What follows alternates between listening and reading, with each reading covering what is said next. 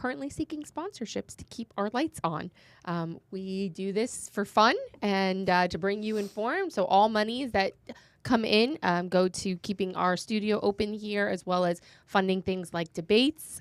We had a debate between the sheriff's candidates for the Republican ticket a few months ago, or excuse me, it feels like a few months ago. Pretty sure it was last month. Right? It was. Oh, gosh. It was 84 years ago. 84 years ago. It really feels like that. I'm not going to lie. Last month, and we would love to do some more debates, maybe between some general election candidates, but we will need your support in order to make that happen. Yes. So you can do that on our website and follow us on all our socials. And that's the longest intro I think I've ever given. I am sorry. So I'll shut up now for about a minute and let you guys chime in. What's up, guys? Hi. We survived primary election day. Barely, but we did. It was very interesting you say about the, how much time has gone by, where it feels like we had a Brian Stenberg sign in Stu's car I saw, and I was like, that felt like 2 years ago. That was 1,000 years ago, right? I'm like, it felt like years ago. I'm like, it was just the a few longest months. election cycle. This whole trend of starting to run for stuff the day after the previous cycle is over is not fun. Just gonna throw that out. I don't know how the state level candidates do it, where they have to campaign for 2 years. It's crazy pants. And 8 weeks, and I'm done. Also, I think that we should start petitioning our. I think it's a Florida state statute probably for when our primary elections are. Oh yes. Because the primary election being in August and the general election being in November is just fine if you don't count when the vote by mails drop. But literally, it's a 6-week turnaround from when the primary election happens to when the vote by mails go out for the general election. And even if you don't have a primary, it's hard to campaign before the primary because nobody wants to listen to you because they're like, you're not on the primary, we don't care. Well, even on top of that is what we're noticing in the predictive behavior with vote by mail ballots is that they are opening up their envelope, they are filling it out, and they are sending it right back. Yeah. So within the first 10 days of drop by mail, those people are no longer influenceable. So the election's over. There's a good chance that the election, that especially at the local level, I can't say for the federal elections, but especially at the local state candidate level, there's a good chance that this election will be decided by October 15th. Yeah. Which is a full 3 weeks before 2 or 3 weeks before election day, which is primary that usually leading up to election day, those last 3 or 4 weeks is hardcore campaigning. But if you're campaigning and there's no one, who are you campaigning to? Yeah. Especially because both parties are encouraging the vote by mail requests now. And so it's the more, which I understand because that's how we're going to get a lot of our medium and low propensity voters to actually turn out the vote is through vote by mail. But then again, it's if we're turning over those numbers and we're usually always behind when it comes to the Democrats with vote by mail anyway. They love their vote by mail. Yes. But this is also how they've turned up their, to be able to get a high percentage of turnout for their candidates. Yeah. And so not only do Republicans need to be more aware, but we need to be more strategic when it comes to the vote by mail process and how we ask for that. And I think it should be more from the party level where the candidates are really focusing on, what makes them the better candidate. I think if we took more responsibility as a party to get out the vote and do the vote by mail, get out the vote by mail requests and returns. Because I've been, part of the behind the scenes party level stuff as the treasurer. This is what I've been going through for the last week and a half. The qualifying period ended June 14th, right? Mm-hmm, mm-hmm. And then the vote by mail ballots started going out with July 20th, 21st, something like that. Mm-hmm. So a little over a month. Yeah, it's not very long either. So the party has to, in a perfect world, the party is prepared as the qualifying period comes to an end. They know who their candidates are. There may be one or two candidates that they're going to have an endorsement vote on because they're either not a Republican, and so they have to vote to endorse an NPA or whatever. But they need to have that stuff ready to go because, if you're going to catch those vote by mail voters in time, you have to have your PCs, your precinct committee men and committee women, out working their precincts You have to have a plan. by the end of June, the beginning of July. And I know that didn't happen. No, well, I pushed that in the region all summer. It's all so hard summer because long. summer. That's what I'm saying. It's just such a bad timing for everything. Summer is so hard to get people to do anything because people are traveling. People it's are hot. It's hot as heck. People's kids are home. Like I know, like it's so much harder for me to get to do stuff in the summer because my kids are home all the time. They don't go to camps. I mean, they did a little bit, but like my kids are home, so like it's just different. I want to hang out with my kids too. I'm like, I don't want to spend the summer campaigning. A lot of residents aren't even here. Yeah, and that's the thing. A lot of residents. I mean, we were door knocking this last weekend in Delray, and there were people who are registered to vote here, so they're residents here. And their houses looked closed. Yeah, they haven't come back. They haven't come back yet, and they might not come back until October. They might October, vote, November. They might with vote. their vote by mail already in the mailbox, ready to just fill it out and send it back. So it's really changed campaigning, and we're not even we're behind the as ball. Campaign managers, as candidates, and as party. I don't. Well, and sorry, one last thing. As a whole, as a society, like we haven't, as from again, I'm working in a campaign. We haven't been reached out to by the Palm Beach Post, by the Sun Sentinel to schedule any of that. That's going to come. Yeah. That they like. I remember it should in 22, they were doing it as vote by mails were already out, and I was like, it feels a little late to be having this conversation. Like, shouldn't we be having this? And their readers are the ones who do vote by mail anyway. So I'm like, how? Right. Where are we missing? I think it's like as a society, we're not keeping up with the pace of how quickly ballots are going out and coming in. Well, I do know that our state committee woman elect Jody Schwartz for Palm Beach Congratulations, Jody. Yes, and state committee man Joe LaFauci, who is a previous guest on this show. Yes. So woohoo! Yeah, we got one. So they both win their races, and I was speaking with Jody the other day, and she actually mentioned that we need to petition to have our primaries in March. I would like to have that to be able to set the tone earlier. It would cause a lot of less stress for the parties when there's a lot of contested races because it's earlier in the year.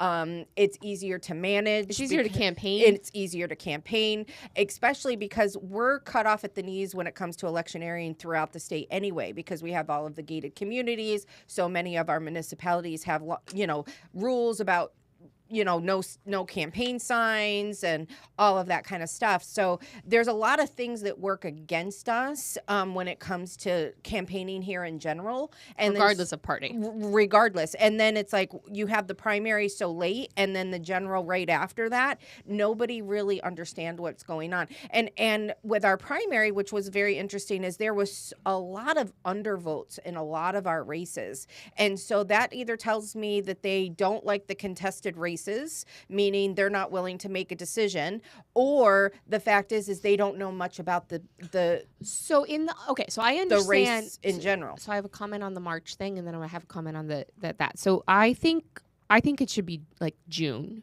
because I feel like March you're contending with municipals.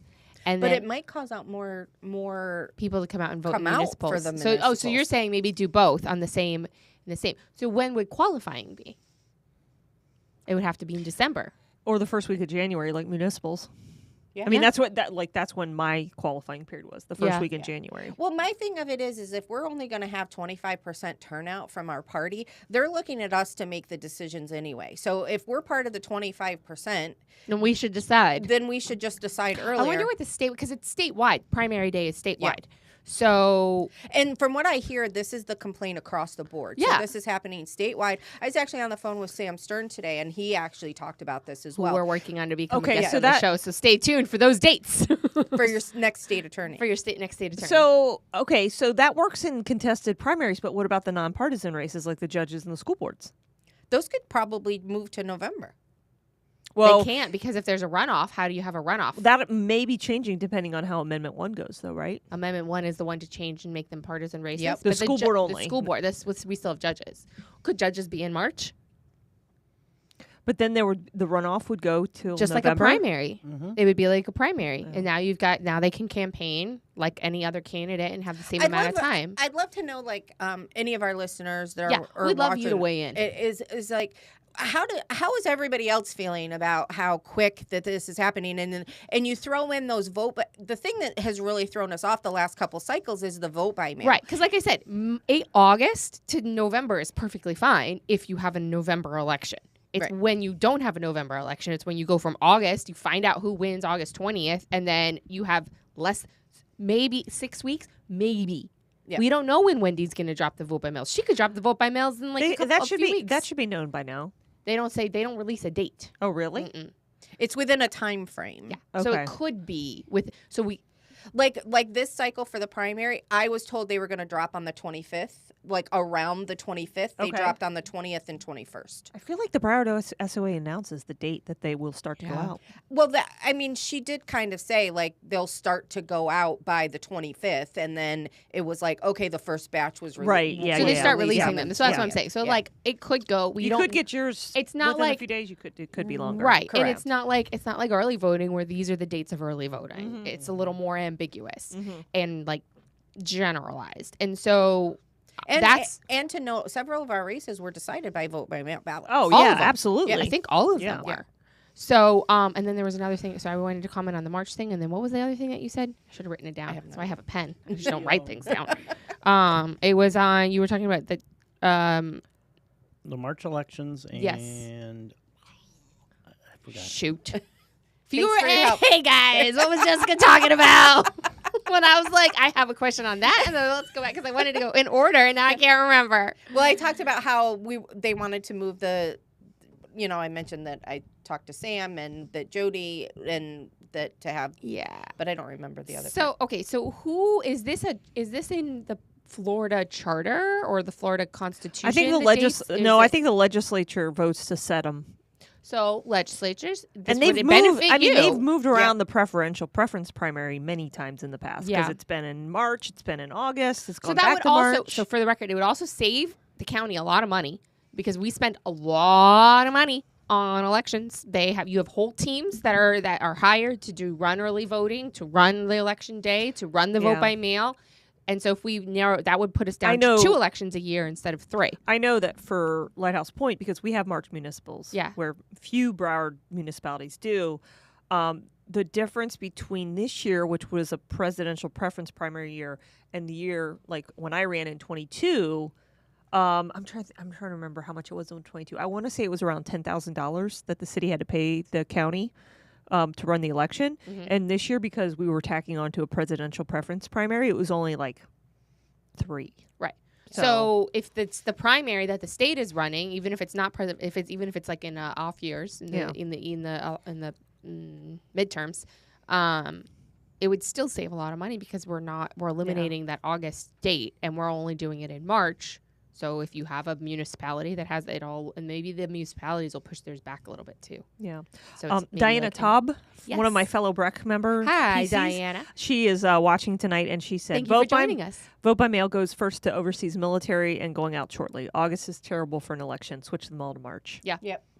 Yeah. So I think thank you for your feedback. Thank you for your feedback. Yeah, I think we should. And she's been heavily involved in the campaigning, state party, all that stuff. See, I'm telling you, I think this would be I think the Democrats would appreciate this as well. I think this could be a very easily nonpartisan issue. It's way easier to canvass in March. Yeah. Oh my gosh, it's so much cooler than August. And I mean, I probably knocked a couple thousand doors in 22 in the summertime. It was brutal. Qualifying was June 14th, right? That's this year. I was gonna say.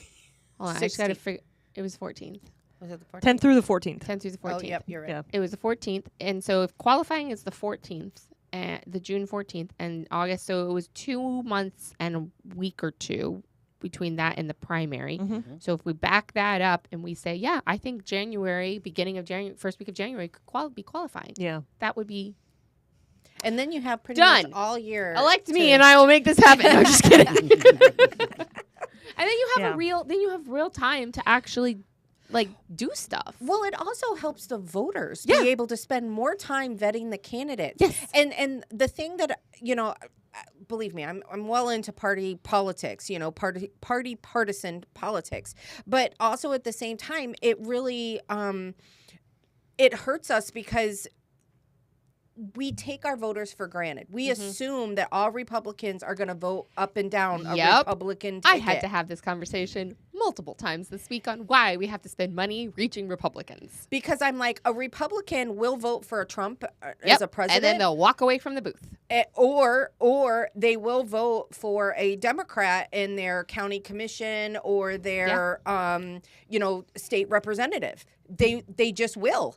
And I don't think that we understand, and I complain about this a lot, and especially after this primary. I'm like, we are not reaching the voters where they are. We have an assumption that they are just on our team. Mm-hmm. And we're not educating them, and we can only educate them so much if they want to. Like, here's the thing: right? People aren't. That's what I've really realized too. People don't want to hear what you have to say, or people don't want to be educated on all. And they're gonna be like, okay, and there's nothing we can do about it. Well, it was interesting because when we were at the gun show, so many people would walk by and go, I'm like, can we ask for your vote, for our candidate? And they would say, oh, if you're a Republican, I'm voting for you. I'm like, no, there's multiple Republicans on your ballot. They don't know. People just don't know. And so that's where our undervotes come into play, because they'll come in. And several people, from what I've heard, people who had worked the elections, was like, why wasn't Trump on my ballot? Or Harris. Yeah. Well, and I get it, because I'll be honest, I've been there. I've been there when I don't know what a committee person is, and so I just would either pick the first name, I'd pick the name I like the most, or not pick a name, because I don't know what this job is, and I don't know what I'm voting for, so I'm not going to vote for them. Now I do, obviously, but a lot of people, I put myself back into the day before I didn't know, and I get that. Yep. And we as a party need to do. I think we need to be sending out mailers with what the party jobs are. So when we're sending out our voter pick guide, we say, this is the job, this is what a state representative does, and like a 2-line description. It'd be more money and more work, but at least we're doing something to try to give the voter an education on what they're voting about. What is a state committee person? A state committee person is a representative of the party, to the state party. I'll let Abby chime in, but I have something to say about that. What I was going to say? Yeah. Shoot, I lost my train of thought.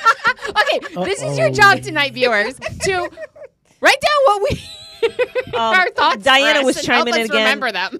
Diana was chiming in again with the deadline dates. So overseas voters, they got to send the ballots to them by September 21st. So those are the overseas military voters. Oh, okay. Mm-hmm. Then between September 26th and October 3rd is the deadline for.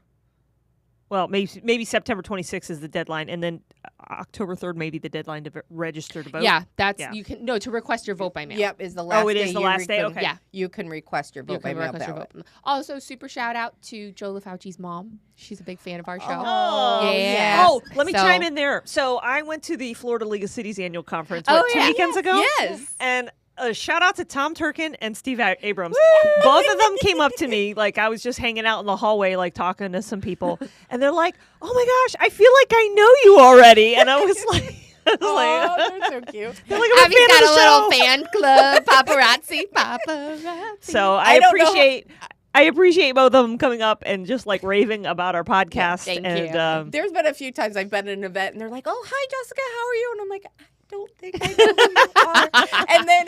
And then it's determined, I watch your podcast. I love the podcast. And I'm like, oh, okay. So thank you, viewers. We really appreciate it. Yeah, I was at Joe's watch party, and his mom was there, and sweetest woman. She's so nice. Great. And so I introduced myself, and we were chatting. And I had my hair pulled back. I was kind of busted looking because it's been a really long day. And I was like, whatever, I'm just going to go into downtown West Palm looking like this. It's all good. And there's all these beautiful girls there with heels and dresses. And I was like, cool. It's like when I showed up to Marcy's election night party. I had been standing in the rain, handing out photo cards. Wet. Sat in a city commission meeting for 3 hours. You're soggy. I'm like a puppy. Yeah, so I was there, and so she she didn't recognize me, which is fully understandable. And so then Joe told her who I was, and it was very fun to have that moment. It's a lot of fun. So we thank you, viewers. We really appreciate the support. It's a lot of fun. We have fun talking with each other. I did share the podcast with a couple of electeds in Broward that weekend because they were standing around. They're like, "Who are you?" Guest of the show, John Brody, was also there with me, so obviously he's already familiar. Yes. With the podcast. Shout out to John. Shout out. He was my Sherpa at the League of city's Sherpa? Like he guided me through. Like, okay, let's go to this. Oh, okay. Okay, you need to meet these people. I want to go to one of those conferences sometime. So my obviously in my professional life, I've been to a lot of conferences, and they're usually like education oriented. So like you're there to get credit for your continuing education or whatever. So like typically the breakouts that I've gone to for like that kind of stuff in the past, like pretty heavy topics, taxation and, audit, whatever. Really boring. Yeah. I used to do medical conferences for chiropractic. Yeah. I used to have to go in there and take all the notes for the doctors because they didn't want to go to the lectures. So I used to have to go there, do all of the notes, and then be like, here's your credit. So this was different. There were, you could go to as many of the workshops as you wanted to. They had a trade show floor. And again, in my professional career, I've gone to many like Goodyear dealer conferences where they have this massive trade show floor with all of the vendors and thousands of people. This was much, much smaller. And they only had the trade show floor open through Friday afternoon, I want to say. But what'd they have? I mean, there were all the garbage companies were there. Waste Management, Coastal. I love it. Like all the garbage. Because they were awesome. So it was electeds, city managers, and other city of employees that go to this conference, and so the vendors are definitely geared towards. Right, that's why I want to know what kind of vendors are we talking here? All the Republic Services, like all the garbage companies were there, and then there was like garbage consulting firms, like people that like WGI was there. There was a bunch of lobbyists there, not on the trade show floor, but like lobbyists just kind of milling about. So the workshops, I mean, the first one that I went into was called Cities 101. I was like, I'm a newbie, like this is the right. And it was so cute because I sat next to this woman, Gladys from Live Oak. She just got elected in March too. She's like, where's Live Oak? It's about an hour north of Gainesville, up 75. It's where 75 and I-10 intersect. Mm-hmm. That's in part of Florida. I don't think I've ever been to. Which is driven through. You've probably driven through Live Oak and not realized on my way to Mississippi. Yeah. Yes. But Gladys was like, I mean, she was great. So we sat next to each other. But the main topics for the Cities 101 were form of government. Obviously, being from a strong mayor city, I'm very aware of forms of government. And then charter review. And I'm like, you're like, I'm ahead of the curve. Teaching this class. You're an expert already. You're like, excuse me. You walk up, you take the microphone, you're like, excuse me. Take a seat. I got this. Yeah. I got this. Abby's in the house. Otherwise, I mean, it was good to go. It was good to experience it.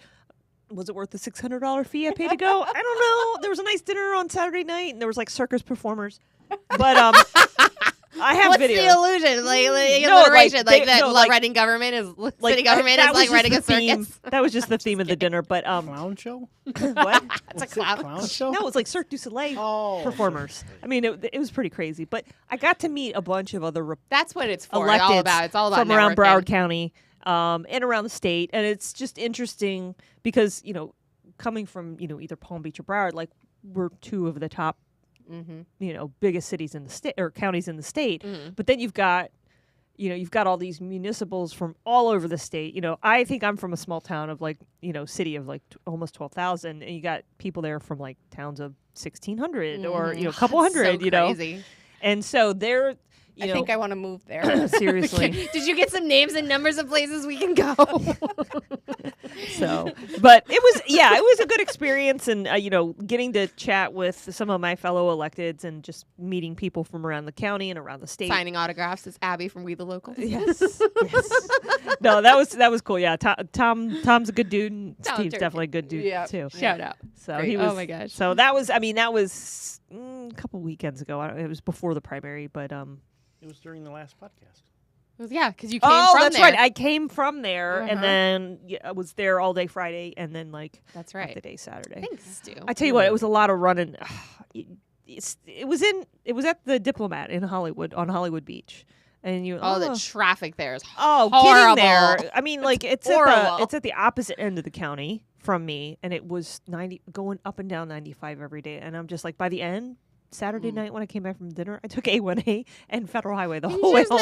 I'm like, screw 95. I'm not getting back on that highway. Crazy. Oh my gosh. We went to a baseball game on Sunday, and which I haven't been to the Marlins. Yeah, it's a great park. It's a great park, but it's getting there, yeah, was hellacious. And we couldn't go. The game was at 1:40, and I teach a class until 12:30. Oh, geez. Yeah, so I'm thinking I didn't realize where it was. I looked on my map. It's the old Orange Bowl. Yeah, but I haven't been in it. We used to go to Marlins games. So when the Marlins started, like, we went to Marlins games all the time. We had season tickets. Yeah, the tickets were like $5 because it was in the Dolphin Stadium. And it you was baked. huge. And you baked. Yeah. Baked like a ham on Easter. I think that's what they eat, right? You eat on Easter? Yes, like that's ham, what like you a honey eat. baked ham. That's why Yes.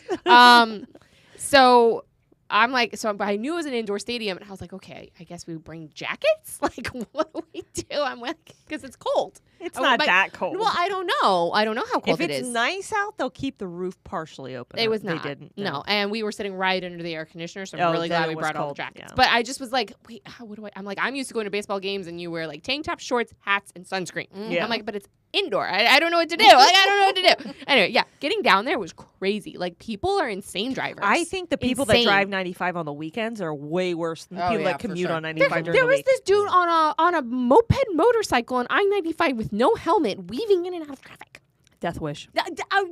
And so my mom reminds us of the story. Just they were riding with us, that she was on 95 because she drives up to North County a lot. Yeah. And she was on 95, and she's like, I'm driving, and all of a sudden I hear vroom, and it scared me, and I like pulled it to the side a little bit because like I didn't know where he was, like what was going on. Yeah. Not a lot, but like, and this motorcycle goes flying past her. She said, I keep going for a few more miles, and traffic starts backing up because someone is sprawled on the side of the road. It's the motorcycle. Yep. Yeah. Guy on the motorcycle sprawled on the side of the road. She's like, I don't know, dead or alive, don't know. She's like, it was crazy story. Anyway, you're not meaning to devolve into that. But yeah, traffic is insane. Stay safe out there in the crazy world. That it's getting worse. Yeah. Like, it's getting it's just people who make really poor choices. Weaving in and out of traffic and just cutting people off. Cutting people off. Is or going really slow on I-95. In the wrong lane. Like going 50 miles an hour. Drives me nuts. I'm like, we are on I-95, ma'am. Let's go. And I love when you're backed up on 95 and then the people on the right median, like they just drive on the right side of the road. And I'm like, I may not have done that before. I'm like, I just don't think that way. I'm like, okay. If I see people doing it, I shouldn't. Never mind. If my exit's right there. Yeah. It's like right there. Have you, speaking of like driving around, have you guys seen all of the tickets that Miami-Dade County has issued for going around school buses so far this year? No. Oh, yeah. Oh, like it stopped school buses? Yeah, people. No. Oh, yeah. Let me see if I can find it. I think it's people don't know the laws here. They people should move here and change their driver's license, and they're not required to know any of the Florida laws. Right. And they don't know that if it's a divided highway or divided road, but there's not a median in the between. Yeah, you have to stop. If there's a median, you have to stop. If there's like, it's just a turn lane, or no, if it's a median, you can go. Right. But if it's a turn lane, if it's just you have to lines, stop. if it's just lines, you have to stop. People don't know. I'm telling you, people move here.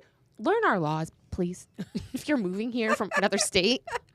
And I always thought that if it was just because it was divided. No. If there's no Without the median, if median, there's no that- concrete separating you and the bus stop, you have to stop. Right. I didn't know that. I thought you could keep going. See, learn the laws, Stu. I've always yelled at people in front of me. Yeah, I try to avoid areas during school bus time because of that. Yeah. But is what I was going to say about education is going back to some real stuff. Not traffic. I can rant about that all day. Traffic's an issue. I may scream at the mayor a few times while I'm driving around the city. I might have road rage. Maybe. But as far as education is I would like our parties to have a more developed websites with educational information about. So like what the jobs are of the people that would be on the website would be really great. And then all we would have to do is a few times throughout, the year and amp it up during, is link people to our website that has the candidate information, how to request a vote by mail ballot, how to do all of those things in a quick and easy way. And they can sign up for the wire. I believe Joe LaFauci mentioned that.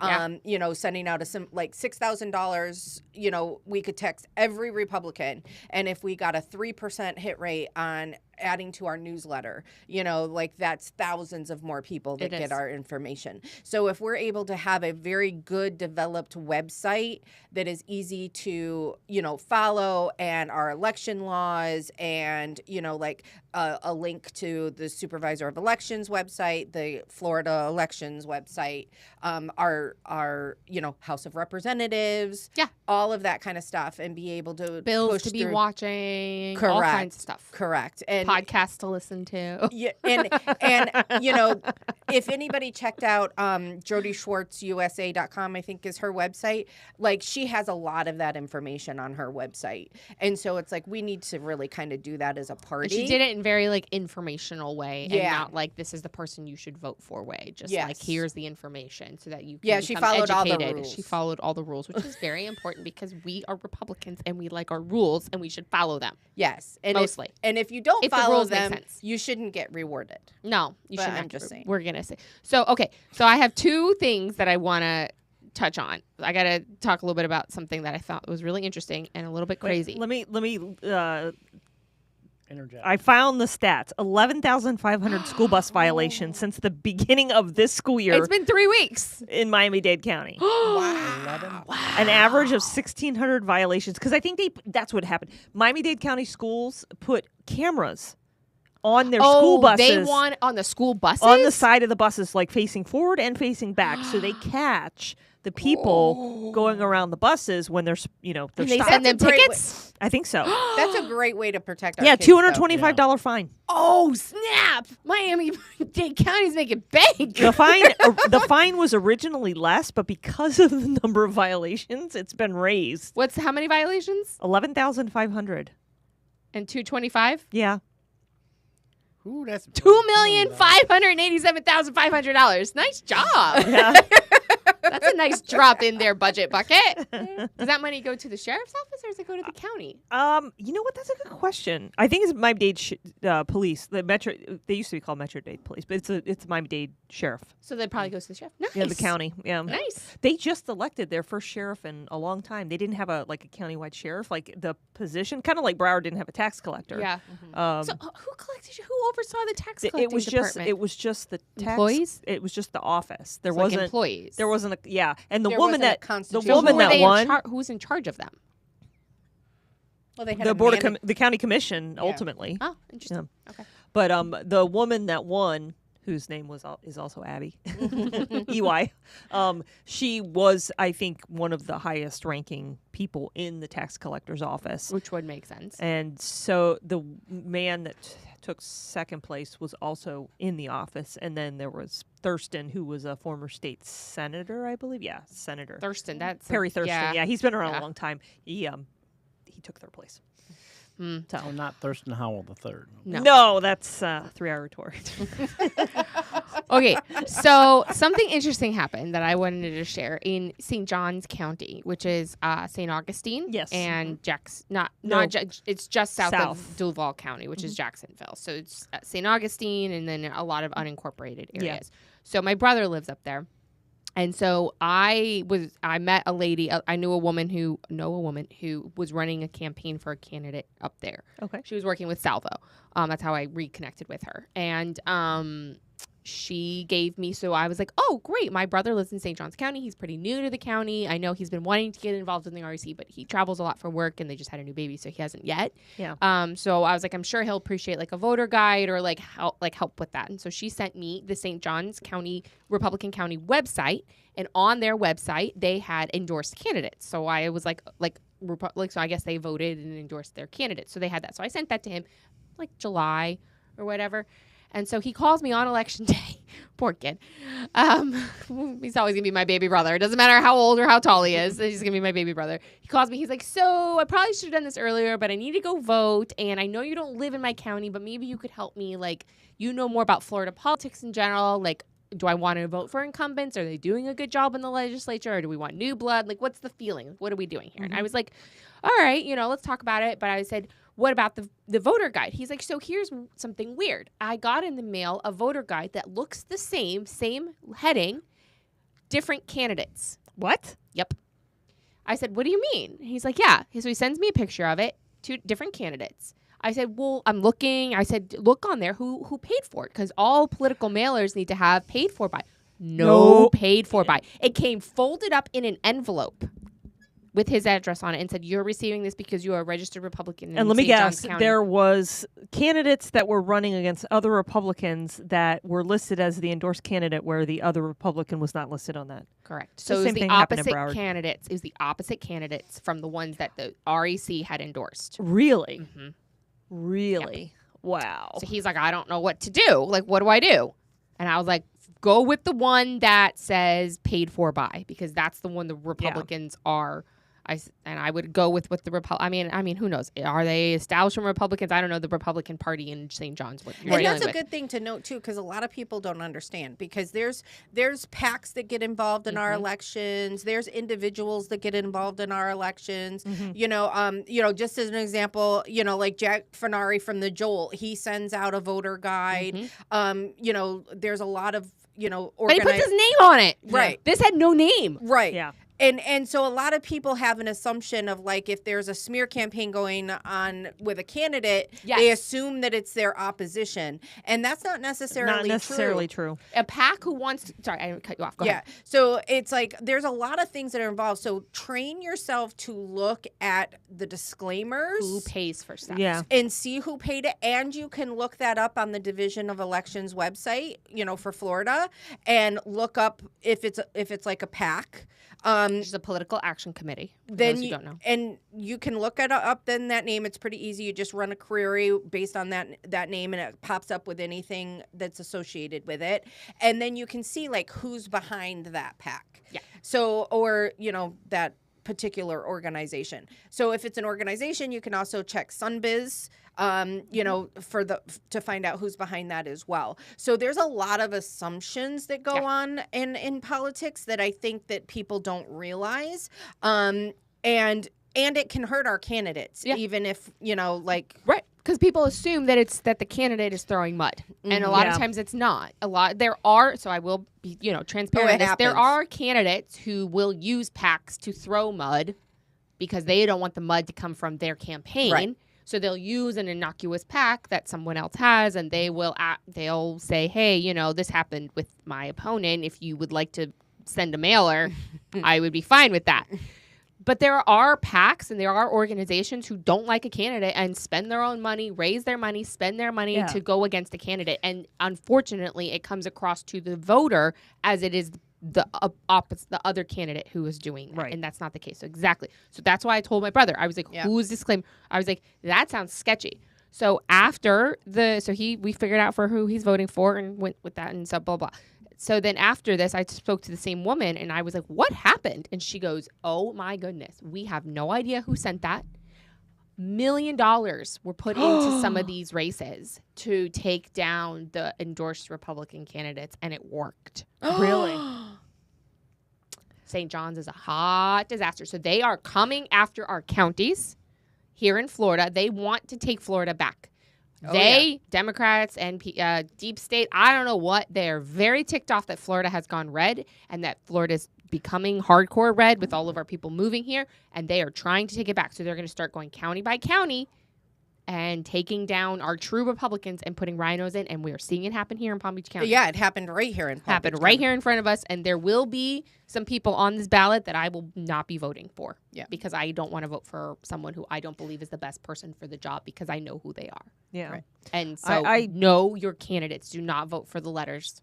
Yeah. I think it's a statewide issue that our county parties are being infiltrated and torn apart by chaos, by, Drama, whatever. stress, friction. And is what people don't understand is it's playing right into the Democrat Oh, hand. yeah, they're laughing all the way to the bank. And the or to the Democrats, ballot box. The Democrats are setting up the steal in Florida. If you really pay attention, you can see it happen. So they've already come out. And thank you, to Richard Barris, People's Pundit. People's Pundit pollsters, is he's uncovered it in a few states where they're pushing out fake polls. So I see them all over Twitter. So it makes it look like Kamala Harris and Trump are neck and neck. And that Florida's in play. And then it sets up the steal so that when they end up injecting the ballots like they do, that then you can kind of start to see, like, if it comes out in favor, they're like, oh, well, yeah, he would, Look at the polling. They were she so was close in the polls. That's what they did in 2020. That's exactly what they did. They're doing it again. They're just doing it a little more. Well, I don't know. To bring this back to the local level and the spending and everything, I got a report that $500,000 was dumped into specifically, was it the state or Broward County specifically, for the school board elections. And by whom? The Democrats. The Democrats. And half of that money went to a DC-based PAC or political committee of some sort, specifically to target vote by mail. So it's very frustrating. We actually didn't talk about results, so results real quick. Yeah. Speaking of this, we segues into the results. So in Palm Beach County, we have 3 races, nonpartisan races that are going to runoffs. So we have our school board District 5 is going to be a runoff between Gloria Branch and Mindy Koch. Koch, I don't know. Coach. Which she was the Democrat chair. The DEC. The DEC for Palm Beach County. And then Gloria Branch is the other one. Can we say their party? Yeah, we can. We can. Okay, she's the Republican. And then up in District 1 is Paige Lewis and Matthew Lane. Thank you, Lane, who are both Republicans. So either way, District 1 is going to have a Republican. You guys are going to finally have a Republican on your school board. Finally. Question is whether one of them is a real Republican or not. We don't know. That's yet to be determined. That's yet to be determined. So again, doesn't matter. Let's look at who they are, and we'll go from there. And then our judge. So we have Casanova and Middleton. Thank you, Middleton. Who are going to go to a runoff. So those are all the nonpartisan runoff races. And then in the partisan Republican ticket, we have, do I have to say? Nah. You can look it up. As we mentioned, Joe LaFauci and Jody Schwartz are state committee man and state committee woman. Who are some? Oh, Sam Stern. Sam Stern won the state attorney for the Republicans. So he is going to be a guest on our show.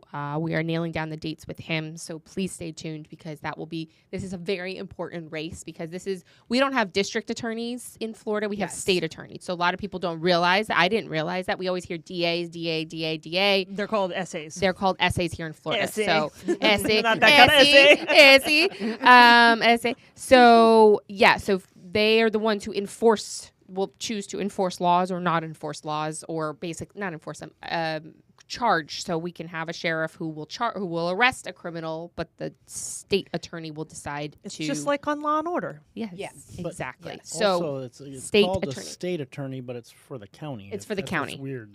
Because they work for the state attorney's office for the state of Florida, but they decide for the county who they're going to prosecute and who so it's they're really not. important to have somebody who's strong with law and order, Constitution, that will stand by the Constitution, not grant free passes to people who continuously break our laws over and over again. And the Democrat that Sam Stern is running against is Alicia Cox, and she is very liberal from what I understand. Yes, and I got a survey today to ask me, and that was a big topic in the survey, and the way the questions were worded were so liberal. I was like, oh my gosh, it was so bad. And it kept giving all of these instances about the people, like, well, if we tell you this, this, and this about the candidate, will it change your mind about them? So they said some good things about Sam Stern, so it wasn't completely, but then like the way that they would come in with her stuff, I was like, oh, come on. And then they asked if do you support reproductive rights in Florida? And I was like, oh, that's not a question. That's not a good question because that's like saying, when did you stop beating your wife? Dog whistle. Yeah, it's so stupid. What is that? What does so that I mean? put neutral because I'm not going to say yes or no, because if I say yes, then it sounds like I'm supporting abortion. If I say no, it sounds like I'm not supporting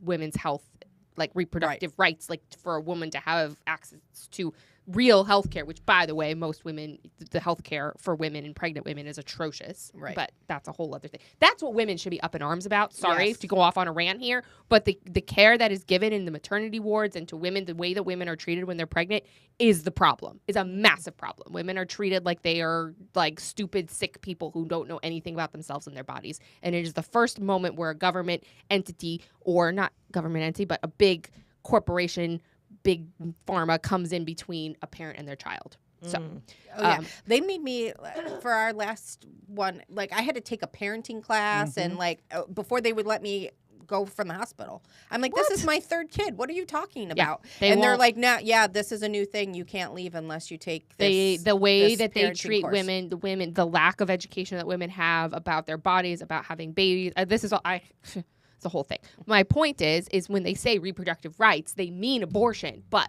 I support women being able to have access to actual true maternity care, which is what reproductive rights should be, in general. which should fall under that reproductive rights thing, but it doesn't. It's just, I hate the terms. Anyway, sorry, didn't mean to get off on that, but I'm a little ranty tonight, obviously. Per usual, I guess. It's kind of the norm at this point. That's I'm per like, usual. how many episodes are we in now? 30. This is our 30th Per episode. usual. I try not to rant, but then I get on them, and then anyway. So, So Sam Stern will be a great candidate. He's a great candidate, and we're looking forward to having him on. So definitely keep an eye on our social so you know what date that will be. We're waiting for that to nail down. We do have a couple of other guests that we're working on getting lined up as well. So yes, definitely, if you're not following us on social media, please do so or subscribe to our emails so that you can know who's going to be joining us. I think a few of the races just to pay attention to in Palm Beach County, which are really important, is the school board races, of course, like Josie mentioned. So School Board 1, School Board 5. Sam Stern, definitely state attorney. But Peggy Gossett-Seidman and Bill Reicheter are definitely seats to watch, too. Peggy is the incumbent, so we want to make sure that she gets elected. Not Chicken Man. Re-elected, correct. And then Bill Reicheter has an opportunity to turn State House 90 to a red seat, which would be really huge for us. Especially here in like South County. It would really show that it would like give South County that bump of showing that we really are turning more State conservative. House 90, for those that don't know, is east of Military Trail, Delray and Boynton, basically. And so that has a good opportunity. Also, for the first time, our Congress seat, CD 23, is possible winnable, which we share with Broward, so that's pretty cool. More like we share with you guys. Yeah, they share with us. The person who wins it has to win Broward. They don't have to win Boca to win. They have to win Broward. That's true. Yeah. As we saw by the primary. We show out for our side. We do good. We did the last time. We turned out good. So, our Republican candidate won our portion, not the Broward portion. Broward. But because not as many people knew who he was in Broward. Yeah, but I Exactly. think you're right that the candidate that we don't usually talk about federal elections, but it is good to point out that the candidate who did win the primary has really good name recognition in Broward. So that means we'll see. He's run in other districts in Broward. Yeah. This is his first time running in this district. Yeah. But he did a good job of turning out the vote. I mean, it was a 6-way race. Yeah. And I thought for sure that was going to be like a lot more closer. Yeah. Just because there's the so last many two people. were really close. Just because there were so many people. Yeah. No, it I thought really they were. wasn't. It wasn't very close. I mean, the top 3 vote getters. There was a big gap between the 3rd place and the 4th place. There was the top 3. Then the 5th and 6th were tied. Did they tie? Did they tie? Like exactly to It's the either vote? they were- Barb either and they were either tied or there was one vote between the two of them. Taluska and Varv? Yeah. Was it Taluska? Spalding? Oh, Spalding. No, it was She Barb came in and 4th? Taluska. So it's Joe Kaufman, and then it was Bob Weinroth, and then Darlene Schwaffer, and then Carla Spalding. That's really surprising that Carla got more. She's got that name right. I mean, she's a serial runner also, right? Yes, Didn't she have is, name but in a recognition? different district. Well, At the south end of the county. Yeah. That's interesting. Everyone's migrating to Central. Well, they saw. We have a really. Speaking of congressional results, Chris Eddy won the primary Yes, against he Brian did. Leib. Yeah. Sent the carpetbagger packing. But he's such a strong candidate. I mean, it was like 65% Eddie. Yeah, I saw he handily won that race. And I think both Carla, who had originally filed to run in CD25 again, and possibly, I don't know if Joe Kaufman filed to run in CD25 or he always planned CD23. I think he always did. But he did run before. Yes, he's run a couple times against Debbie Wasserman Schultz. Yeah. So, but yeah, now on to the on to Debbie and Jared. So those are the ones to watch in Palm Beach County. Are there any races that we should be keeping an eye on in Broward? We have a field. So we have a field of quite a few House candidates. Obviously, Chip LaMarca, the House District 100, is running for his final term, for re-election for his final term. He does have a Democrat challenger. It is a different challenger from the past 2 cycles. I can't remember the guy's name, but I do know he's a Dolphin Dem, which is the Democrat equivalent of the log cabins. Oh, okay. Yeah. So other than that, I don't know a whole lot about him. Aren't they all like that? Sorry. We've got Republicans running. We've got Republicans running in 102, 103. State Senate. Are they in play? So 102, the incumbent's a Democrat. He's been in office for this may be his final term. 103, same thing, incumbent Democrat. The guy that's running on the Republican side has run twice before and not been successful. Mary Lopez Palma, who just ran for state committee woman and didn't win against the incumbent, is now running for House District 102. Again, she's running against incumbent, so we'll see. Then we've got Herb Vargas running for County Commission, District 1 against the current mayor of Broward County, Nan Rich. They take turns. Vincent Parlator is running for State Senate.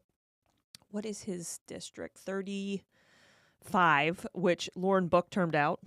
Oh, hallelujah. Well, and now it was a really, really bitter Democrat primary. There was a three-person primary. Barbara Sharif, who was on the county commission, and I know she's held at least one other office. She was the winner of the primary. So she beat Lauren Book? No. Lauren Book termed out. Okay, but did she run for anything else? She ran against Book 2 years ago because of the redistricting. Yeah. But she didn't win. But Lauren, I'm saying Lauren. Did Lauren run for anything else? I don't think she's running for anything else. Leave my kids alone. Hey, teacher, leave them kids alone. Yeah, that's the theme song for her. Yeah. Diana is leave still my kids alone. She's the reason I got into all of this. I know because of the because Lauren of Book. Yeah, because of the vaccines. Yeah. Diana's still watching and she's helping fill in my knowledge gaps. First she said Peggy's being targeted by the Dems. Take her seat. Fight for her. We are. They are. Peggy's just done a really good job in her first in her freshman term. She's done a great job. She's got she a lot brought of back like $5 million in appropriations. Yeah, she's done a great job. Yeah. And she's been a great representative all around because you see her places. She's willing to talk. She'll come to my South Region meetings and give us updates. Yeah. So she's a very good representative. I have her cell phone. I have ask her questions. She's very responsive. We're trying to get her on as a guest as well. So just keep that. We haven't solidified anything yet, but we are trying to get her on. So just kind of put that in your hopper also. And she came really close. I mean, it was really close between her and Andy Thompson 2 years ago. But I don't know that this guy's going to come as close. I hope. I'm just going to, we have to do not take anything for granted. Do the work. But he does not have the name recognition and likability that Andy had. Andy was known in Boca, and Boca is a huge component of that district. The district is Highland Beach, East Boca, and a little bit of West Boca. So it's a majority East Boca district. And he was a city councilman. He was really well liked. And, running Andy, used to run all over the town and pick up trash. And everyone liked him. Yeah. So I'm hoping that this guy, I don't even remember his name. Jay Schuster. Schuster the Shyster. The chicken loving. We have a whole host of, a lot of our municipals are in November, so we have a whole host of that's right. City commission, city council races that we are fielding candidates for. Just off the top of my head, Nina Culver's running in Margate. We've got Andrea McGee in Pompano. She's an incumbent commissioner in Pompano. Interesting story. Well, we had our Broward GOP meeting Monday night, and one of the items on the agenda was an endorsement vote for Andrea because her cousin, who is also a Republican, filed to run against her. Thanksgiving's going to be awkward. So, unfortunately, with an endorsement vote in the party, you need 2/3 of the votes in the room to get the endorsement, and she was 11 votes short. Andrea was 11 votes short, so she did not get the endorsement that she could take. But like I said, she is an incumbent. She's I got to talk to her, but Pines? no, Pompano. Oh, Pompano. Sorry. Pompano. I think she's I think she's been a great commissioner for the city. She represents like the Beach District. A lot of development, a lot of condos. There's a lot of like downtown there. Yeah, and stuff. They've redone the pier and they've put in a lot of like retail and restaurants Super and stuff. cute. Yeah, and I know that's one of the main things that her cousin's running against her on is the development. One particular property that's like right next to the cousin's condo. So, listen, that's why most people start running for stuff. They get too close. They to get home, pissed off they get about pissed off something, about and they're like, "That's why we're all here." And now we're eyeballs deep and can't get ourselves out. And I'm like, slow down, learn how it works before you try to disrupt the whole system. Yeah, please learn how it works. You should know the job you're running for. Wayne Clark running for Plantation City Council to join my buddy Tim Fadgen on the council, who ran unopposed and automatically won his seat. Love it. Claudia Villatoro is running for Hollywood City Commissioner. Ooh, Hollywood. Yes. I'm trying to think. My kids always love driving on 95 to see the big Hollywood water tower. They're like, Hollywood. Tell me about it. I drove by it like half a dozen times the weekend before last. I'm sure I'm forgetting a handful. I actually met one of the Parkland commissioners who's terming out at the League of Cities conference. And one of the people that filed to run, who I know from a previous life, Neil Canterman, he's the one that owns the CrossFit out in Parkland, and he's a doctor. He's like a pediatric Canterman. Why does that Neil sound Canterman familiar? Anyways, he ran unopposed, so he automatically won the seat. But I know that Howard Berger, who was a commissioner in Lauderdale He moved Lake, to Parkland? He moved to Parkland. He's running there. And he's running there now. I love people. And he's a Breck member, so I saw him. People at the make Monday me night. laugh. So yes, he's running in Parkland. Or cry. I'm trying to think. I feel like there's some mayors running that I should be mentioning, but now I'm like drawing a blank. I should take notes like you do, Josie. Oh yeah, sure. But obviously I have to, or I'm not going to remember I the crap I want to say. I will say, obviously the municipal candidates. I think that the November municipal candidates tend to get lost. Mm-hmm. So I was actually going to ask you that. Do you think that? Oh, Hofet Lautenberg in Cooper City, Lautenberg. I don't know how you say her name. She's Israeli. She's running for mayor. Lautenberg, yeah, probably. The mayor, who I also met at the League of Cities, he's terming out in Cooper City, so it's an open seat this go around. So do you think that, because a lot of the issues we have in March for our municipal election is turnout, because nobody cares about March, what's happening in March. But you're saying municipal candidates get lost in November. So which one do you think? I mean, or do we just move the primary to March and solve all of our problems? Yeah, but if the primary is in March. With the municipals. But the majority of our municipals are in November. So move them all to March. We're solving all the problems, guys. Most cities have voted to move their municipals. That's controlled at city level. No, to November. Oh, to November. So yeah. Okay, so Lighthouse Point, City Lighthouse Point. It's cheaper. Because they can just tack on to the whatever general election is going on. That's probably part of it, but also the turnout. The turnout. Yeah. So do you think the turnout is better for municipal? Like, do they get the bump from? I think they do. It's not for sure. Drop. What's it called? Like undervotes. Undervote. Yeah. I think that at least this is the argument that I've heard floated in Lighthouse Point. The people that turn out, like Lighthouse Point, small town, small city. The elector or the voters are informed, and so they're paying attention. And the people that turn out are the people that are informed. So the people that are electing the commission and the mayor are knowledgeable about the races. They're knowledgeable about the candidates, and those are the type of people we want voting. It's not. We don't have that in Palm Beach. No. and I like just based on history alone. Nope. Based on history alone, I do think that we're a strong mayor city. We are the strongest mayor city in Broward. I want a strong mayor city. that individual that is Depends on the occupied. mayor. Well, and that's the thing. But I think historically, if you look at Lighthouse Point, like, everybody's got warts, but for the most part, the mayors have always looked out for the best interests of the city, and they've done a good job being the executive of the city. Now, do I think that they probably should have put some money in a rainy day fund for the bridges and the stormwaters and stuff, because now we're having to raise our millage rates to cover all this stuff? People are pissed. TBD. We'll see when they start showing up for the public hearings next week. Right. Abby's gonna got. I gotta work on my poker face. Oh man. Yes, I'm budgets trying. get released next like month. I said, like we've been saying all year long, and probably last year as well, like you have to start paying attention before September. My trim notice is down. Did you look at the individual taxing districts? I have to do that, but like when you look at like what it was this last year, like our year, and then the proposed amount, it's less than it was last year. Did your value go up? It should have. I mean, I'm assuming so. Palm Beach County went up. Janine just showed up. 9%. Palm Beach County. I know. That's why I don't know values why went up 9%. I don't understand. We have over $500 billion of property I know. value That's now. why I was like, my husband was like, I think our taxes are going down. I was like, Did that's the not possible. county lower their millage? No, I thought they were keeping it Broward at 4.5. Broward is just playing the same shell game they played last year, where the debt millage went down, so they raised the operating by the same amount that the debt's going down.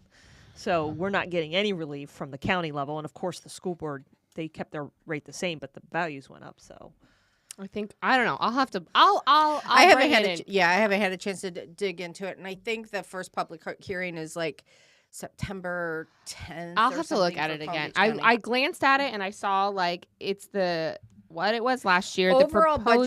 Overall budget increase is what they're looking for year over year was like an additional like 1.8 billion based on the new property values. Yeah, it's not that they're raising taxes; it's that your property value went up, and that's why I was expecting mine to go up. Right, but it doesn't look like it's going up. It looks like it's coming down. I don't know. I got to look at it again. But like it said it could be our taxing. I don't know. Maybe Beaches and Parks is like, we'll lower yours. I got to look at Boca because I have to pay a freaking beach pass. I was just going to say, Josie got really upset about that extra money that went to the beach pass. I get taxed for the beaches and parks, and I get taxed to go to the beach again. Which, fun fact for those who live in West Boca or Central Boca, the Boca Raton Library is going to be expanding their region to military. Oh. So if you live not in the Boca City limits, but you live in like the central part of Boca, because I guess I gotta double check this because the librarian told me it's because those people are already in the Beaches and Parks district, taxing district, and the money pays for the libraries as well from the Beaches and Parks. And I was like, I gotta fact check that because I'm pretty sure I know that there are pockets outside of the city limits who pay into the taxing district. I think it's like the Polo Club. Yeah. And like stuff like that, but I don't think it's all the way to military because that's a lot of people. I'm pretty sure. I have friends who live there, so I got to ask them if they have that taxing district, but I'm pretty sure it's not. Brian Stenberg, if you're watching, maybe you could chime in. And if you're not, shame. Should be. Shame.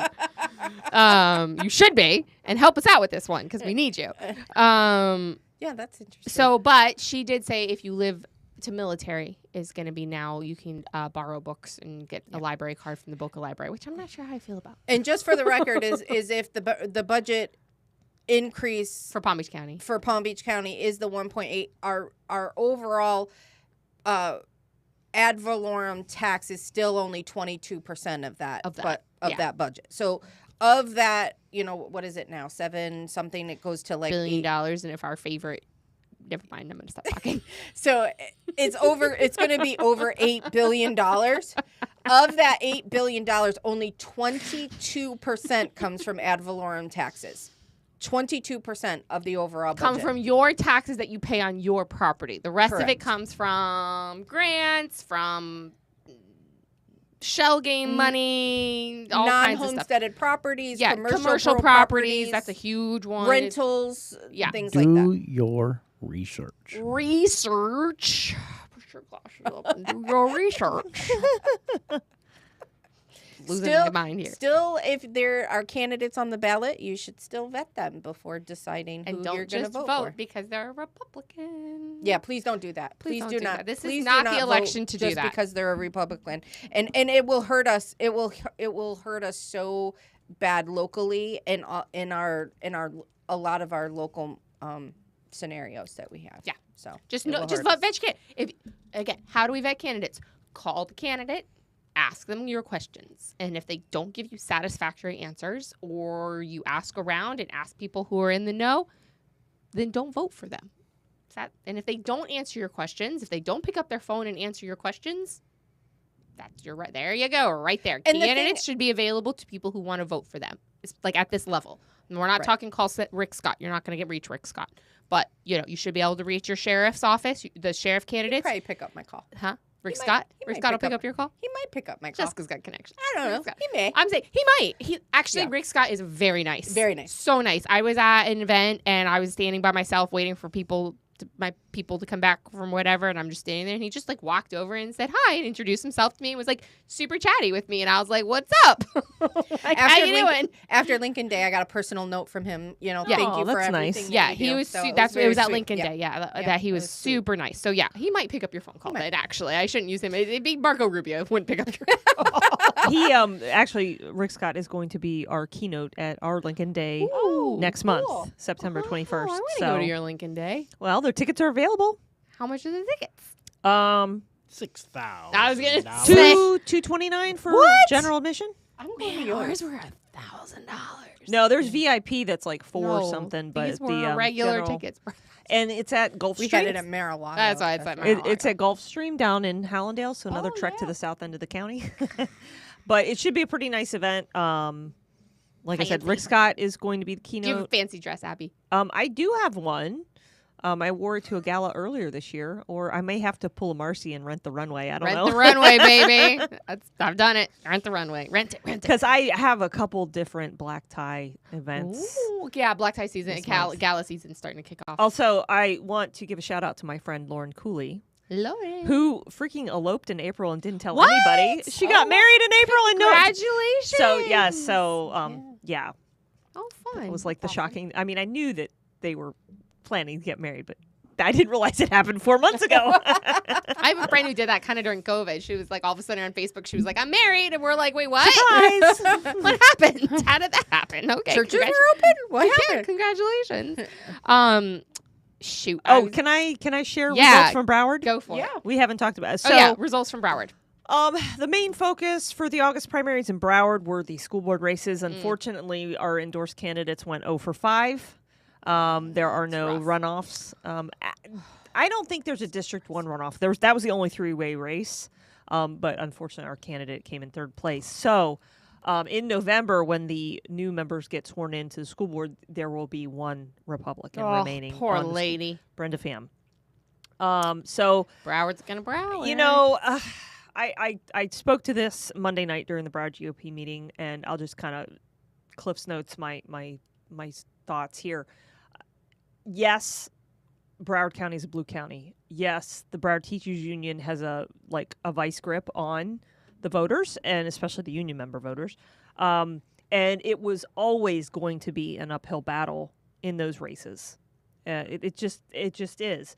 But that does not exempt the precinct committee men and women from their duty to turn out the Republican vote and to talk to their neighbors and door knock.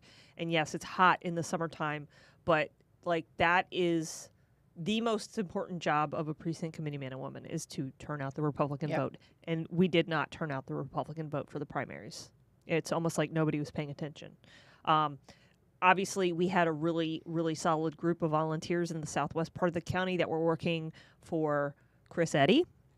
And obviously in the north part of the county, there were people working for the other, the CD23 candidates, but purely party volunteerism and, grassroots was severely lacking compared to 2 years ago. Palm Beach County was the same way. We couldn't get volunteers to man polling sites. We we couldn't get them to work their precincts. Yeah. I mean, some of them did, and they did a great Yeah, job. And, yeah. and I don't want to discredit those Right. that actually, yes, absolutely. that actually did, because it's important work and it's very appreciated. But really, is what we've determined as a party, at least in Palm Beach County, is that, you know, of our members, we're lucky if 15% actually work their precincts. No, it's absolutely true. And, you know, to me, the biggest difference from 2 years ago was that our current chairman, who was kind of like the head of the grassroots in 22, worked his tail off and, you know, inspired and mobilized the rest of us to work our tails off. And he did not do that this cycle. He didn't. He relied on technology. He relied on outside vendors. He relied on spending a lot of money. That didn't really seem like it paid off. And so, you know, I just, you know, I spoke to the membership Monday night and I said, we've got to work our precincts. Like, we have to work our precincts if we want to win in November. Yeah. And, you know, obviously President Trump is relying on us to work our precincts, but all of our local candidates. Yeah. Our Like, down ballots. You have to vote down ballot. We turn out the Republican vote, especially in the municipals, in the nonpartisans. And like, this is what we failed to do last week.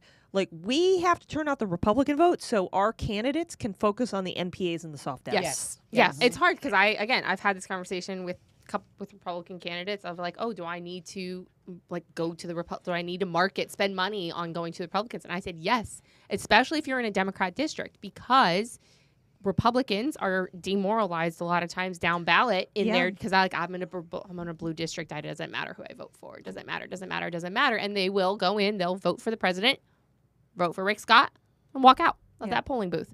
And they might, maybe like Jessica said, they might vote for a Democrat because they're comfortable with that person and they know that person, or they might just not vote down ballot. They just are like, I don't know. More than likely, they're going to vote for the incumbent because their life is fine. Like, they can be complaining about the cost of eggs and everything else, but they don't relate it to their local representation. Yeah. You know, they think it's federal, you know, so like the Congress, you know, seats or whatever, they'll vote for them, but they won't vote for their state representative. Unless you give them a reason to. Correct. And that is incumbent on the candidate as well as the party to give them a reason to vote for the party candidate that we want, if we want them to vote for the Republican candidates, or for the candidates themselves to say, hey, please vote for me. Make sure when you go into that polling booth, you vote for me. Yeah. Yep. Because that's what campaigning is. Right. And it doesn't matter who the party of the person that you're trying to reach. That's what you need to be doing as a candidate anyway. Yes. Sorry. So that, what else? You know, we talked about the congressional races that the primaries were for last week. Everything else on the Broward ballot was basically Democrat options because there were no Republicans that ran for things like sheriff actually sheriff wasn't on the ballot because there is an independent running. Oh. So there was a Democrat primary that we couldn't vote for. But tax collector, for clerk of courts, for I feel like there was one more countywide seat that there was on our ballot. Anyways, we were able to vote in those because they were universal primaries. Yeah, we had one of those, and the more conservative Democrat, what we were told, didn't win. Yeah.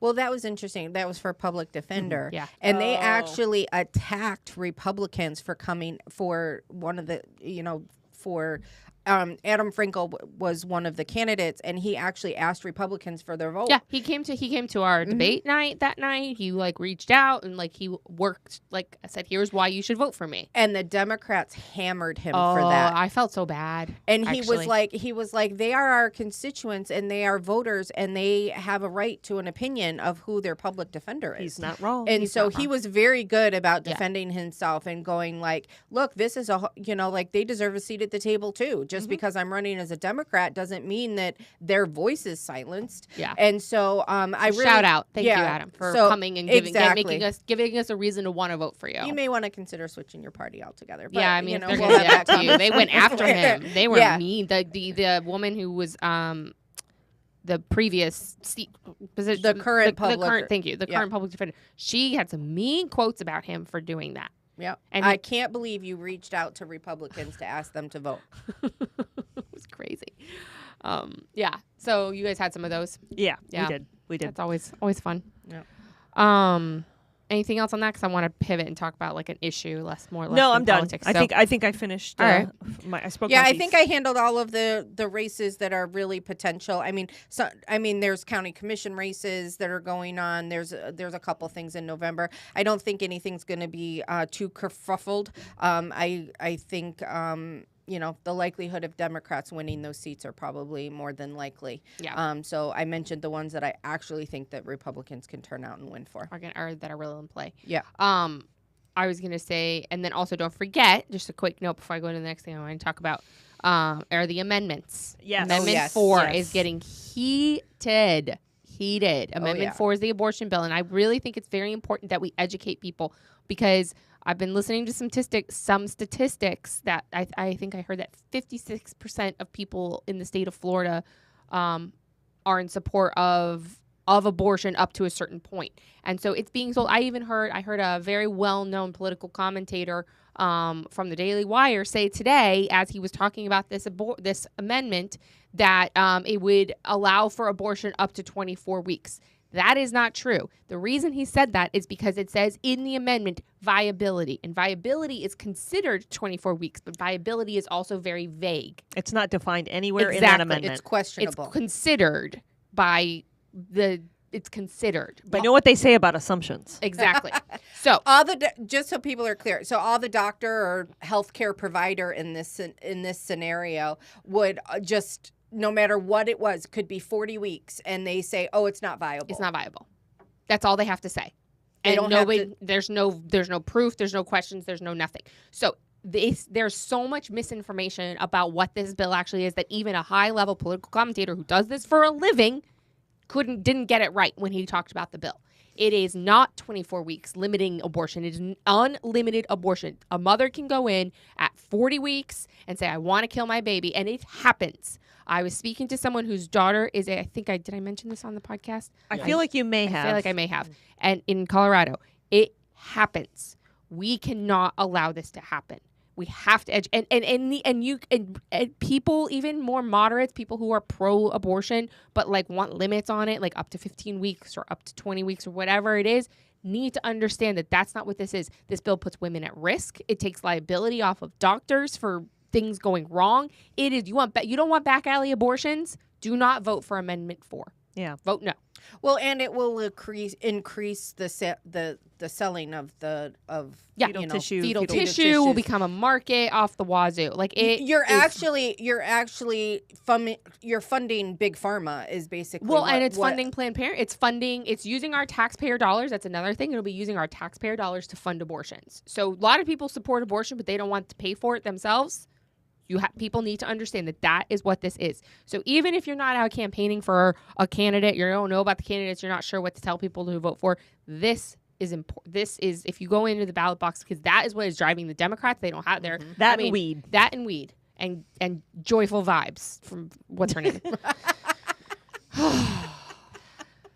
So I was going to pivot into something else, which was I found very interesting, was the parks. So for those of you who don't know, there was rumblings. This all happened within like 4 days of craziness that the Florida Parks Department were putting proposals forward to change our state parks and turn parts of our state parks into golf courses, into pickleball courts, into lodging.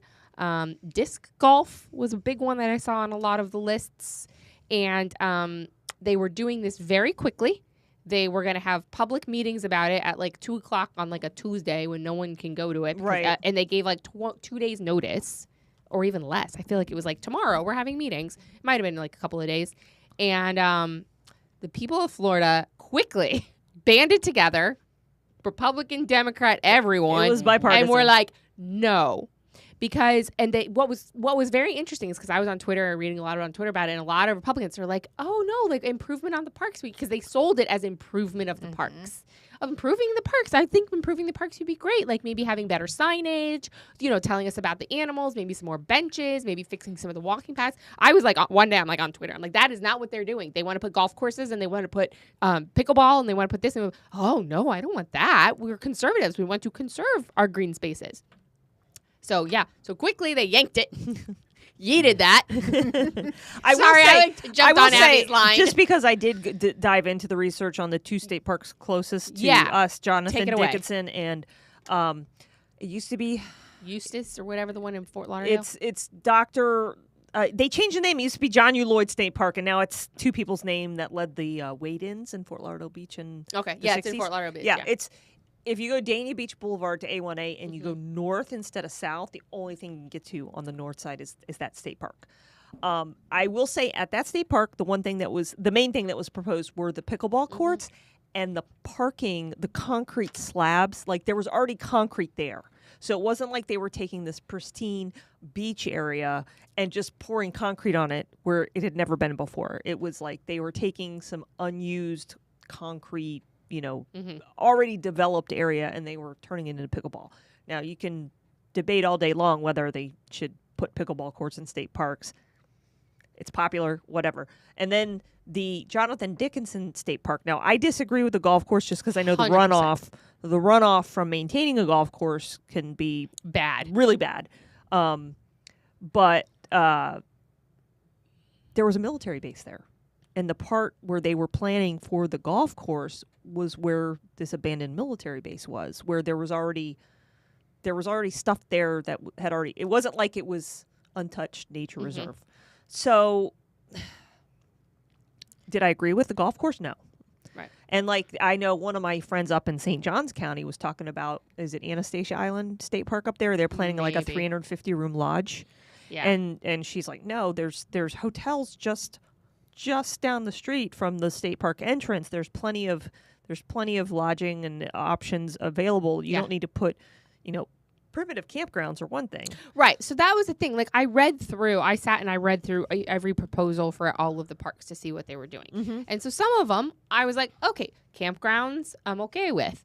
Maybe improving some of the walk, like doing like a little like upkeep and or whatever. And even disc golf. I mean, you know what that is? It's like Frisbee with like little mesh wire baskets. So it's not like they're pouring pavement for like pickleball courts or anything. And they're not doing like for golf courses where they're building mounds and sand traps. And I was just like, we have so many abandoned golf courses in South Florida already. Especially in Palm Beach County. Especially in Palm Beach County. And I was like, well, I don't understand the draw for this. We have public golf courses not just private, like country clubs. Right, not just country clubs, but public golf courses that are struggling. Yeah, that are struggling, that are not sure what they're doing, that are closing. Really? I mean, they're just like not sure what to do with them because there's so much. There's in Boca, that's been a whole thing. The Boca Chica, that big public golf course behind Boca Chica. That's where like they have closed it and now be turning into a park. Okay. Massive park. And so that's been years of conversation on what they're going to do with the golf course. So I was like, we're trying to figure out what to do with abandoned golf courses. Why are we building more golf courses? Yeah. I don't understand. Yeah, most people use the private golf courses that want to golf anyway. Yeah. So a lot of people aren't going to the public golf courses. No, they're not going to go to the state park to go golfing. Right. Like, I don't know. Maybe I'm wrong, but I don't. So that's what I saw on our daughter's Facebook. She had like the park and not to make it a golf course. Yeah, so that's the one. And then so that's what they were talking about. Yeah, that's what we're talking about. And I don't know. I just feel like we have so few green spaces already. Why are we taking away and people want improvement in the park. So that's what I found that interesting from this is people want, like I said, better signage. They want more signage about the animals that are there so they know what they're looking at. Or they want like more benches, or they want better walking paths. Right. All of that needs to be done. Improvement in the parks. That's improvement. Putting in a golf course or putting in a lodge is not improvement. That's changing. And I feel like, so it was very interesting how this all came out, and it's just been kablammy. I don't know if anybody else. And how the profit goes from that too, because I know Peggy brought out a thing, and it's very similar to what they did in a lot of Michigan areas, where they put golf courses and lodges and everything. It's like $250 for an 18 round of golf. What? In a public state park? In Michigan. So, like, there was a lot of similarities that, kind of happened. So, it's like they're doing away with the public stuff, but I think they're trying to, combine it so that it looks like it's public. So who gets that money? So if someone has a lodge, that was my who's running the lodge? That was my question. That's always my question. Who's making the money? Yep. Who's making the money? And it's so the state's going to pay for it. But who gets the revenue? Correct. Yeah. Who's running the lodge? Who runs the lodge? I mean, it should be the state. Yeah. If it's on state property. That's what I'm saying, but it's not going to be. I mean, Diana chimed in and said, Diana chimed in and said that, this came from the legislature because some vets wanted. Because I think with the Jonathan Dickinson, the proposed golf course, the Folds of Honor was involved. I think that was the name of there was some sort of veteran connection. And so I think the vets wanted a golf course. Again, I'm not claiming to be an expert. Yeah. Come on, Abby. I know. You're not in the beach and parks. I'm not. You're the parks in northern Palm Beach and southern Martin County now. So you're not really Leslie Nope. No. So the one that you were thinking of in Broward is Dr. Von D. Mazel. Eula Johnson. Yes. Eula Johnson. Eula Johnson State. Yeah, it was John U. Lloyd. And I didn't even realize until I drove past it multiple times a couple weekends ago that that's what it was. I used to live not far from there. Well, yeah. So I was going to say one other thing. I think a big issue that people had too was how they were going about this. That it was put forward, and then meetings public input meetings were scheduled like 2 days out. Yeah. During a time where it was like the day after the primary election. Yeah, it was also right after. It was just seemed very shady, icky. And I want to say, as someone who deals with the Florida Department of Environmental Protection, who's the main overseer of this, on other issues, like it's a state agency. Like it does not surprise me that this is how this rolled out. Yeah, and like somebody Hot Mess Express. Somebody turned was like, let's go. Somebody within the FDEP just was like, oh yeah, let's hold these meetings on a Tuesday afternoon. That sounds great. All on the same day and just get them all done. All at once. And then just tell the people the day before. Yeah. Well, and this is our fault too, because it's like, well, nobody's going to show up, so it doesn't matter when we have it. So, Well, they were shocked. Yeah, they yeeted it all. Leslie Nope would have been like, let's have a town hall meeting. I love that show. I know, me too. Oh, yeah. That's great. So that's what's been happening. So it got pulled, but the rumblings are still, we got to pay attention. This is why it's important to pay attention to what's happening. So I listened to the governor's press conference yesterday with Grady Judd, because I love me some Grady Judd and his props. And he received a question at the end of that press conference, and I think he received questions again today. And I mean, according to the statements he gave, like this initial plan is being scrapped and they're being sent back to the drawing board because clearly nobody wants what was being proposed. And he said, hey, if the people don't want it, I'm happy not paying for it. Yeah, don't pay for it. Just leave the parks. If you're not going to improve the parks to make them actually parks, real parks with improvements that are real improvements, not changes, then just leave them alone. Yeah. Just let us live our lives in the parks. Yeah. Like we like our parks. But I do want to encourage Floridians, like you need to get out and see these awesome state parks. Now I will say the two state parks that I frequent the most are two that you cannot get to by car. I go down Kayak, Indian Key State Park and Lignum Key State Park. Highly recommend. We went to Rainbow Springs a few years ago in Central Florida. Oh, okay. Yeah, it was just a state park. Yeah. It was amazing. Any of the springs. Yeah, so any of the Weeki Wachee. It's really close to Weeki Wachee. Okay. So we were debating and we were kind of staying at a place in between the two. So we ended up at Rainbow Springs and we really loved it. It was awesome. The spring head and it's cold and beautiful and it's just so fun. Like springs are just a great vacation spot in Florida. So go check them out. Oh yeah, they're cheap to get in. It was $2 a person to get into. Yeah, it's super cheap all day. And we did a bioluminescent tour. Oh, cool! I want to do that. It was so cool. I want to do that. The glowing water. So cool. Yeah, we saw a snake go through the water. And that was really cool. No, I don't do snakes. My feet automatically went up into my chair when you just said that. Something went shooting by us. It was like, what was that? Yeah, that's a little crazy. I know. So the luminescent. It's funny. We were watching a movie. I took my kids to a lot of summer movies this summer, $2 movies, and one of them was Migration. It's about birds. And stuff. Yeah, so they're going to Jamaica because the water glows, and so my kids are like, "Do the water really glow in Jamaica, Mom?" I'm like, "I don't know about Jamaica, but it glows here. Like we have glowing water here in Florida." And they're like, "What?" Yeah. So I was like, "All right, mental. We got to add that to our list of stuff to do." Up by north of Cape Canaveral.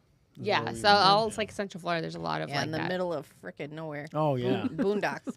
Took us an Florida. hour to drive out there. It was crazy. Yeah. Make sure you go to the bathroom before you go. Yeah. 'Cause there's no potties. You can stop and go swimming for a little bit. With the alligators and snakes. Exactly. I have one more segue from Parks and Rec. Just it came to me when we were talking about Leslie Knope. So Commissioner John Brody, he roped me into a fundraiser with him that he did last year. He's doing again this year. He sits on the board of Tomorrow's Rainbow, which is yes, that's a great place. yes. So he roped me into the pony bail in jail. Oh, that's So I'm gonna be hanging out with little Sebastian. What do you do? So basically, Explain, please, for those of us who are city folk. you know what I'm talking about, right? What for From city Leslie- folk? Leslie Knope on So for Tomorrow's Rainbow, it's a fundraiser where like I'm an outlaw and I am getting thrown in jail and I need people to bail me out by raising money, and all the proceeds go to Tomorrow's Rainbow, which is really cool. They use equine therapy for grieving kids. I love that. Yeah. Yeah. So A personal development course that Stu and I did, our leadership, we did a whole thing with Tomorrow's Rainbow and all of the horses as far as like learning leadership skills and stuff, and it was really cool. And they were awesome. they were an amazing organization to work with. yeah, well, Highly recommend. that's late October. It's a Sunday afternoon in October. I think it's like around the 20th. How is the fundraiser we'll that give- you went to on election We'll give night? you a couple $1 so you can get out of jail. Goodbye, little Sebastian. It was a kickoff. It was a campaign kickoff event. It was good. A lot of people in town. It was for Chip LaMarca. So, his campaign kickoff for this final term in State House, and campaign kickoff on election I night? know. I didn't plan it. It's giving me anxiety just thinking about it.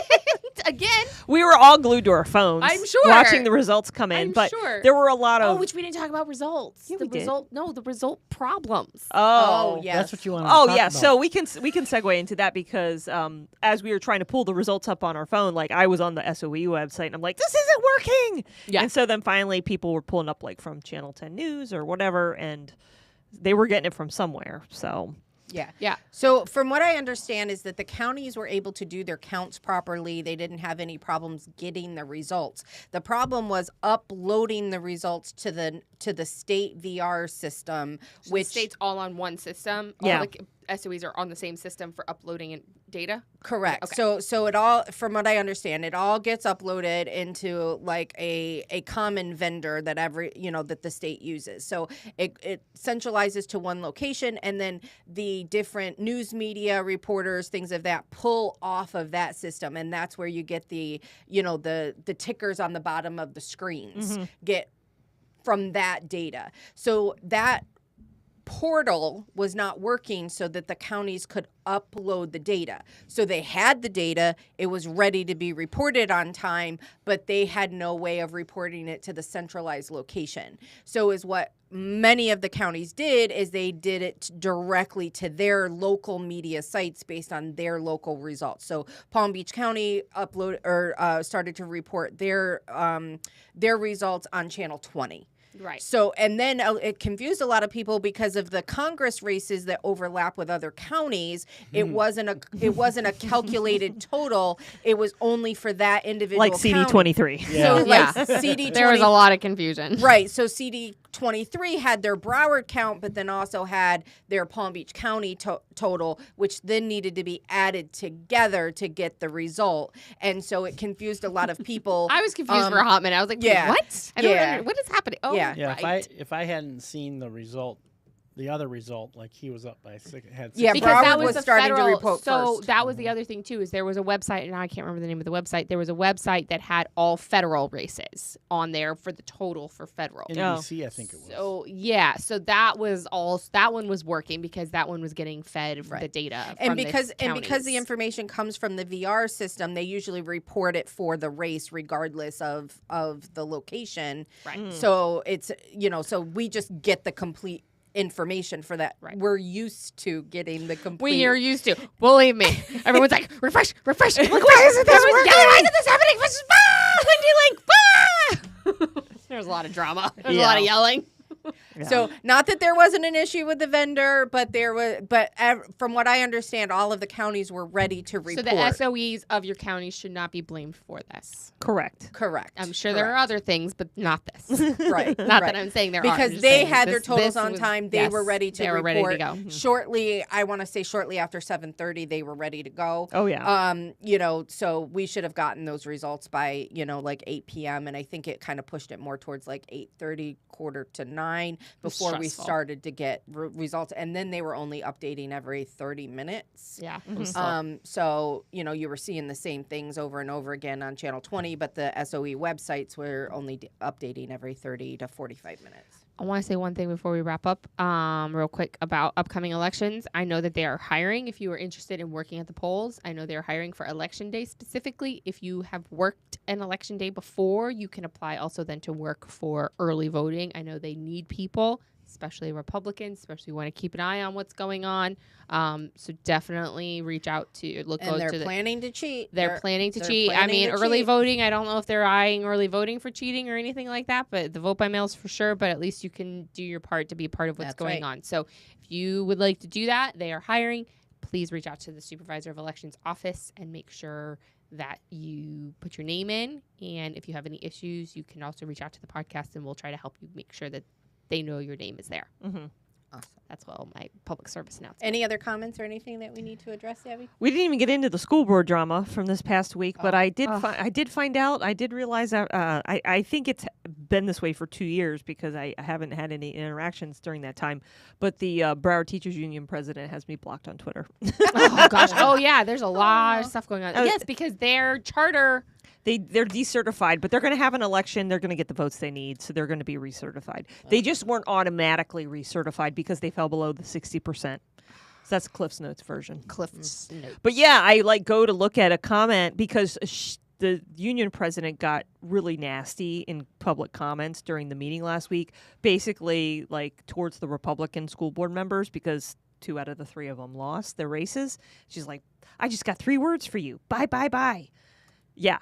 Nasty. Unprofessional. People are so insane and they get away with it and it makes me go bananas. Why was I nice when I sat at the same table?